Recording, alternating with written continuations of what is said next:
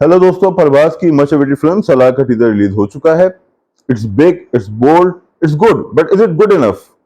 ऐसा लगता है कि प्रशांत नील ने बहुत कुछ होल्ड किया है और बहुत थोड़ा पब्लिक से शेयर किया है। इन वन वे ये एक पॉजिटिव स्ट्रेटेजी है क्योंकि इससे इंटरेस्ट डेवलप होता है, मगर दूसरी तरफ हमें कहानी के बारे में कुछ भी पता नहीं चलता। क्या आप इसका कंपैरिजन पठान के टीजर से कर सकते हैं, जिसके अंदर इम्पैक्ट भी था और हमें स्टोरी के बारे में इंफॉर्मेशन भी मिलती है? यकीनी तौर पे ये एक बड़ी फिल्म का बड़ा टीजर है, मगर हम इससे ज्यादा की तवक्को कर रहे थे। याद है कि ये फिल्म 2 पार्ट्स में आ रही है।